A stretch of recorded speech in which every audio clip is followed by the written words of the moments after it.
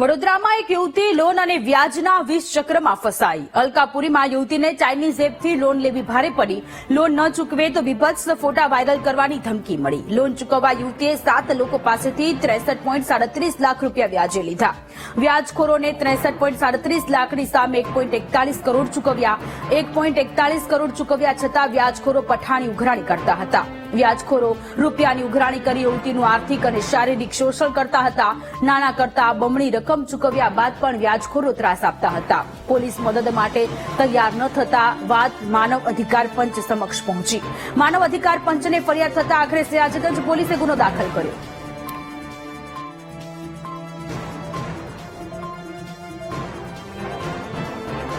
સંવાદદાતા માનુ ચાવડા આપણી સાથે જોડાયેલા છે। માનુ, વડોદરામાં એક યુવતી લોન અને વ્યાજના 20 ચક્રમાં ફસાઈ ગઈ, વધુ જાણકારી?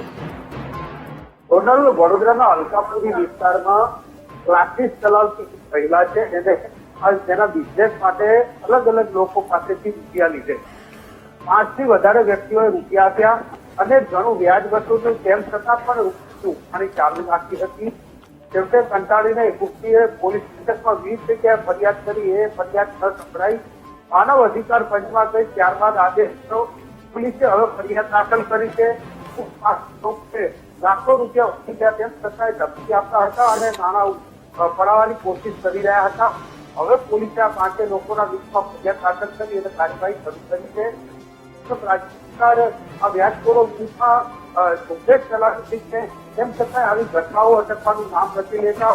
યુવતી પોતાના બિઝનેસ માટે પૈસા લીધા હતા અને અનેક ઘણું વ્યાજ ચૂક્યું, તેમ છતાં ઉઘરાણી ચાલુ રાખી હતી। છેવટે આરોપીએ ફરિયાદ નોંધાવી અને અત્યારે આ 5 લોકોના વિરુદ્ધમાં પોલીસે કાર્યવાહી શરૂ કરી। જી, આભાર તમામ વિગતો માટે।